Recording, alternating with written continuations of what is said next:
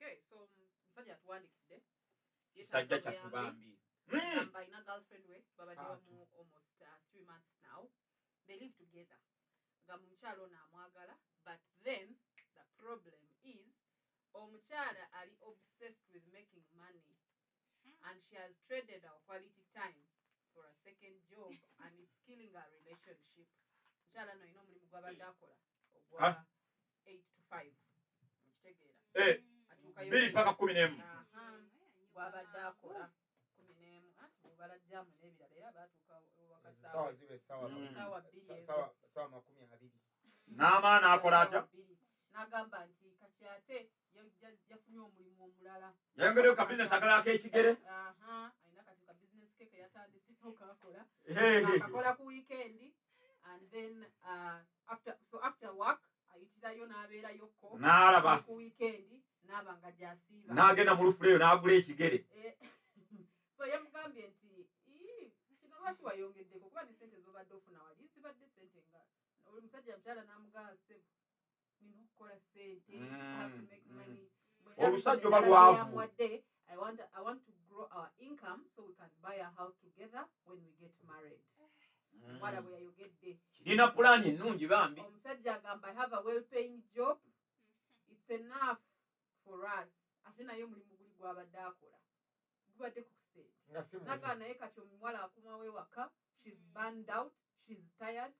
We never nga kye kimwosha ekimubaaninga ekyo akomawo kye kimwosha. We never do date nights. We never have anything we are doing. Yadoga nti ka Saturday akamu katubeereko kye twekoleramuko. Just akuba mu kimaafu yaako. Tukoze tutya? What should I do? This woman is too obsessed with money. Agiramu akeekipatira kaddakiika 2. Kyali wange Foster oli wa mukisa. Oli wa mukisa nnyo sikulabanga nako. Mukisa gwena sikulabanga nako. I've never seen such a lucky man. Oli mu kirooto kyange ozanyira omusebo. Ozanyira mu kirooto kyange weetala weetola oli mu kirooto kyange onyumirwa okaabira mu kirooto kyange. Mukazi wote bulijjo gobadde olinda owasa. Gwe njagala bw'atyo. I want a busy lady. Ng'akeera ku makya ngali driven, ngali self-driven, ngali ready to run things. Abeere ng'agenda n'akola abeera nga yeewaayo alina dreams ezeeyongera ezikulaakulana.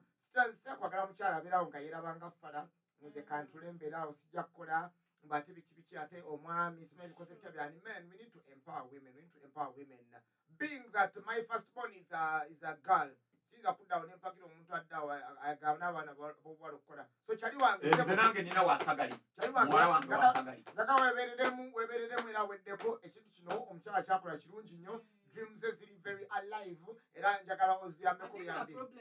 Tali against omwala okukola naye ayagala akole but ayagala balance. Quality time. Okuba nti ne relationship ebeerayo n'akadde kaayo. Kati kankulage ng'ekyo genda kibalansinga. Fisizaayo ku kadde akawaswa.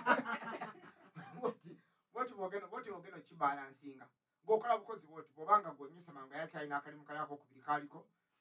Kuno nkwaddeyo akamuvi otera okubeerabeera mu muvi nange bwetera okukola nze nga nze ebiseera byange byedde ne bukola obuntu obwo. Gutuuka ewaka nosettinga mood nga mood oli wagituukamu mwenyini agenda okukola ki nina kukyusa nzireyo nyabo olowooza bw'ayogera set the mood at home. Make sure nti no akafu konna kali welcoming, kali romantic and kali lit bulungi nnyo nga tewali gundi matala mangi nnyo atewali baana already.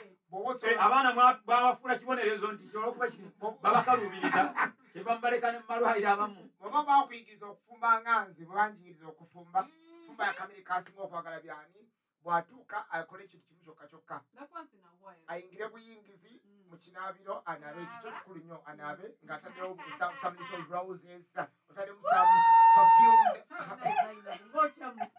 era mukomyawo otaddewo bulijjo nawe ebyo byoyagala ali mu kirooto kyo kantasebo ikyalidi wange wamma omanyi lwaki mugambye amukolere bino kubanga omukyala akola sigaali idle mali sigenda mugambikolere otegera omutemu some perfumed a bubble bath agenda naye bulungi nnyo kye alikali akamere bulungi nnyo trust me agenda okuvaawo that request that is going to come out of there you tell me bawulidde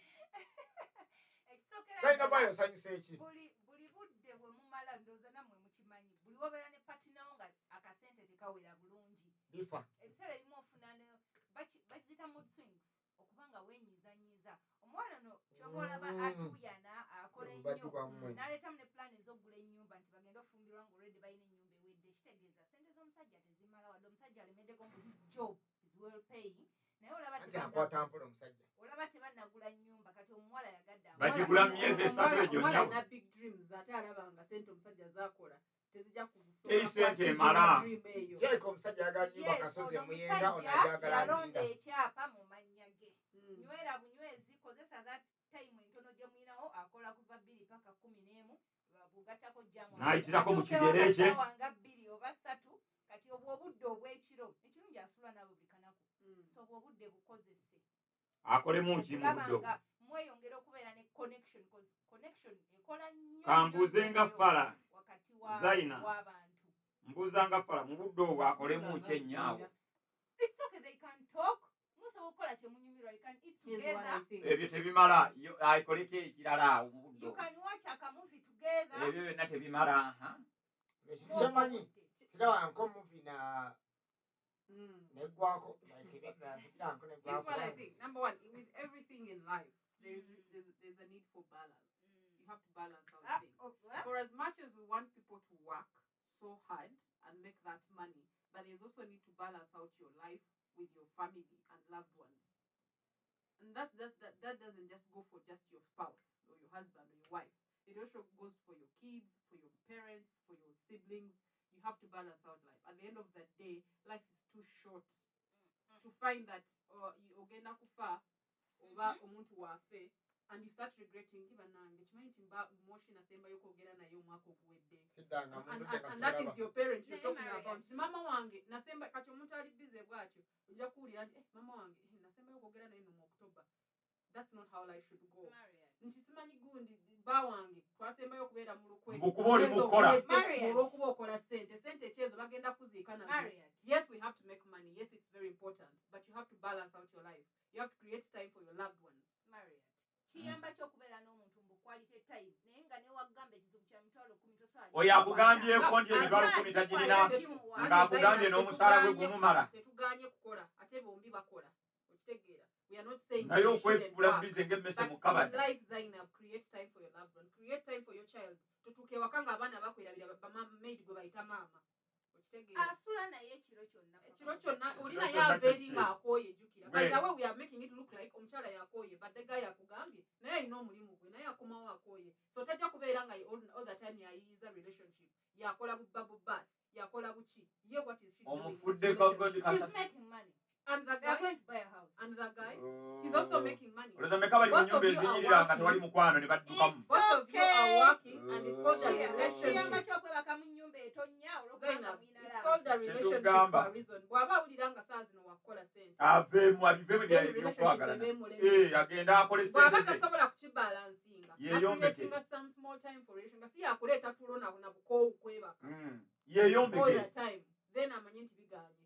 The man yes should do something Moshi advises. That's a very good advice, but he's not going to do that year in year out ng'omukyala ye ali eri mbwa musimanyi akola waliwo ebintu ebyetaaga extra time okusobola obikungulamu ekirungi ky'onoonya kyonoonya ekiri bagenda kuziika nakyo ne mukwala nate kadenze banaye kamba buli oyo sijja kukkirizagana bya Moshi kuddawo omukazi omwebe omukazi bw'abeeri ng'agalowoozo gamuli ku ssente gamuli simanyi ku bizinesi yange simanyi olwakawala akanyiziza akabadde kankolera kikkirize gaana tajja kubaamu kalungi nogundi n'okukala menyi ebiki byonna ekitege ajja nakukala ekyo mbabulira kakati nga tuvudde n'ekyokukala nkugamba kino omukyala yenna bw'okola n'otandika n'okkakanyala engalo kati omukyala akola ave mu kunyuka eno gy'akoze adde mu kusuubula simanyi biki yenna akukwateko nga n'obugalo bwakakanyala olinga makanika olinga asula ne makanika abakyala mulina okumanya anti mukyala se tolina kakanyala nnyo ngalo zokwateko nga n'amagalo gakulinga gamuwa butwa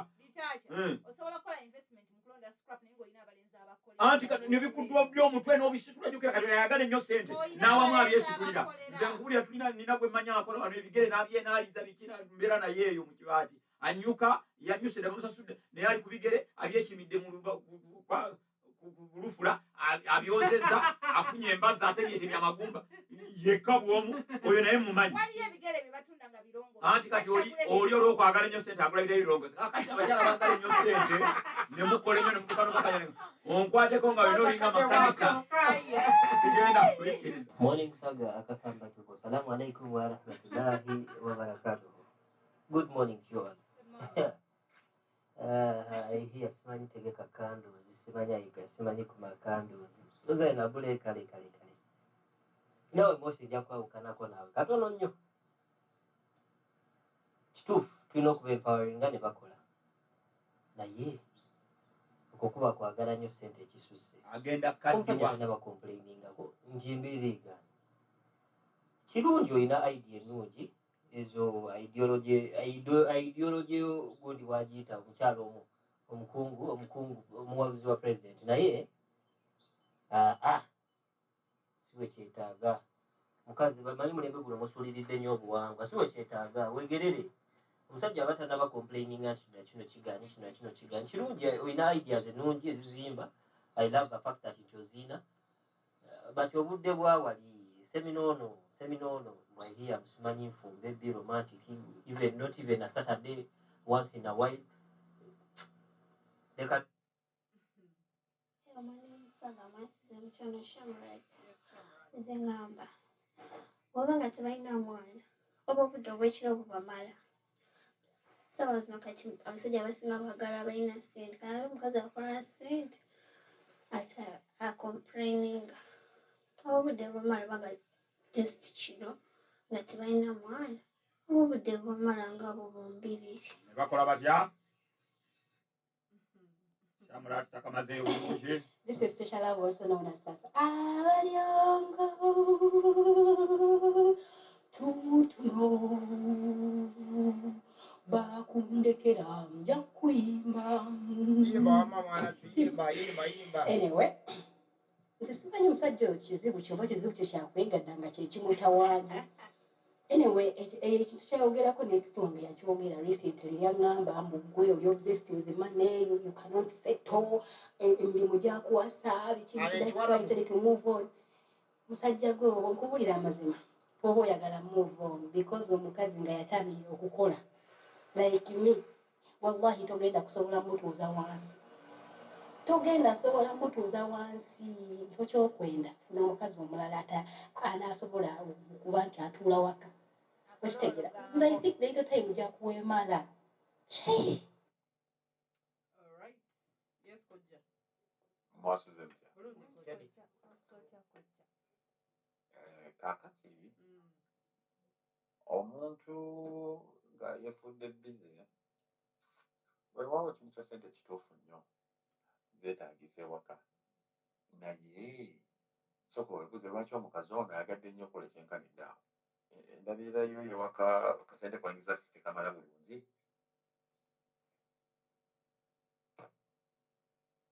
Hello? Yes, Kojja tuwulira.